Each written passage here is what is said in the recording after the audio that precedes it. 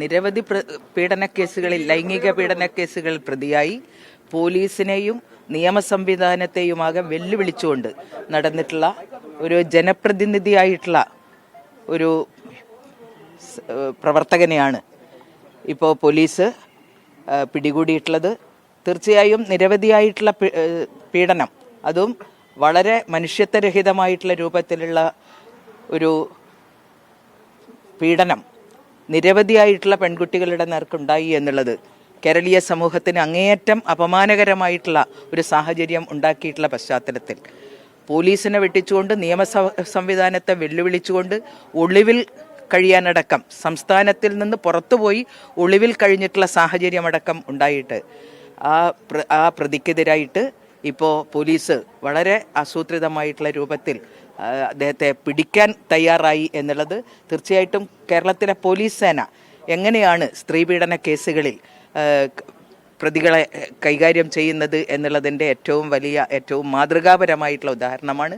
തീർച്ചയായും പോലീസ് സംവിധാനം ഇത്രയും കൃത്യനിഷ്ഠയോടുകൂടിയിട്ട്, ഇത്രയും ജാഗ്രതയോടുകൂടി ഈ പീഡന കേസുകളിൽ കൈകാര്യം ചെയ്യുന്നു, സ്ത്രീകൾക്ക് പരിരക്ഷ കൊടുക്കുന്നതിന് വേണ്ടിയിട്ടുള്ള ഒരു സാഹചര്യം കേരളത്തിൽ ഉണ്ടാകുന്നു എന്നുള്ളത് വളരെ അഭിമാനകരമായിട്ടുള്ള കാര്യമാണ്. തീർച്ചയായിട്ടും പോലീസ് സംവിധാനത്തിന് വലിയ രൂപത്തിൽ ഇത് അഭിമാനകരവും ഏറ്റവും മാതൃകാപരമായിട്ടുള്ള ഒരു സാഹചര്യമാണ് പോലീസിന്റെ ഭാഗത്ത് നിന്നുണ്ടായിട്ടുള്ളത്. പിഴവുകൾ അതൊക്കെ തന്നെ മറികടക്കുന്ന രീതിയിലുള്ള ആസൂത്രിതം എന്ന് പറഞ്ഞുകൊണ്ട് ചോദിക്കുകയാണ് പോലീസ് അങ്ങനെ ഒരു മുന്നൊരുക്കത്തോടു കൂടി നീങ്ങിയെന്നാണ് മനസ്സിലാവുന്നത്. അങ്ങനെയാണ് മനസ്സിലാക്കുന്നത്.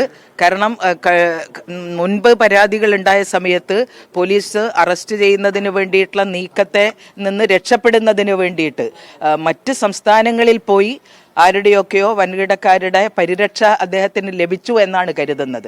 അപ്പോൾ അത്തരമൊരു സാഹചര്യത്തിലാണ് ഇപ്പം മൂന്നാമതൊരു പരാതി ഉയർന്നു വന്ന സമയത്ത് വളരെ കരുതലോടുകൂടി പോലീസിന്റെ ഭാഗത്തുനിന്ന് നീക്കമുണ്ടായി.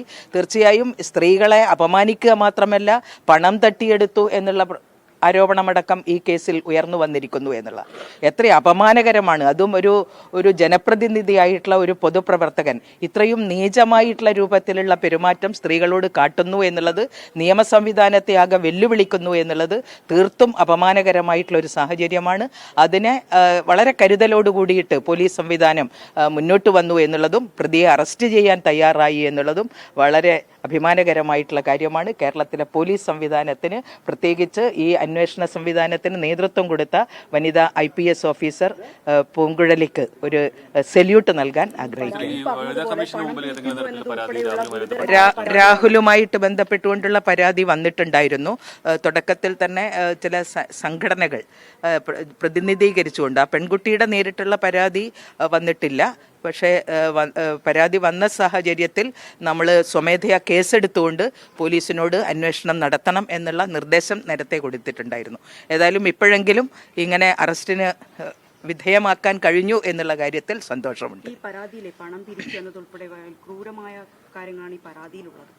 അതെ, ഗർഭഛിദ്രം നടത്തിപ്പിച്ചു എന്നുള്ളതാണ് ആദ്യത്തെ പരാതിയിൽ ഉണ്ടായിട്ടുള്ളത്. ഇപ്പോൾ ആ പെൺകുട്ടി വളരെ തന്നെ കബളിപ്പിക്കപ്പെട്ടു, തന്നെ ഇത്രയും നീചമായിട്ടുള്ള രൂപത്തിൽ ലൈംഗിക പീഡനം നടത്തി, ഗർഭഛിദ്രത്തിന് വിധേയമാക്കി, പണം പിടിച്ചു വാങ്ങി, സൗന്ദര്യവർദ്ധക വസ്തുക്കൾ ഉൾപ്പെടെ തന്നിൽ നിന്ന് പണം വസൂലാക്കി എന്നൊക്കെയുള്ള സാഹചര്യത്തിൽ ആ പെൺകുട്ടി വാർത്താമാധ്യമങ്ങളിലൂടെ മനസ്സിലാക്കാൻ കഴിഞ്ഞിട്ടുള്ളത് ഈ ഭ്രൂണത്തിൻ്റെ DNA പരിശോധനയടക്കം നടത്തിയതിനുള്ള തെളിവുണ്ട് എന്നുള്ളതാണ്.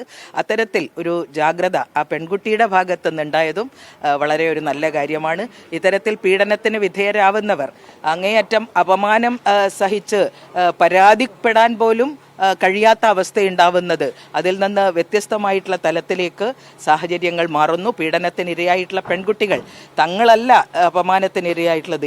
ഇത്തരത്തിലുള്ള നീചപ്രവൃത്തികൾ ചെയ്യുന്നവർക്ക് നേരെ വിരൽ ചൂണ്ടാനുള്ള ആർജവമുള്ള മനസ്സിൻ്റെ ഉടമകളായിട്ട് നമ്മുടെ പെൺകുട്ടികൾ മുന്നോട്ട് വരുന്നു എന്നുള്ളതാണ് ഒരു നല്ല കാര്യമായിട്ട് കാണുന്നത്.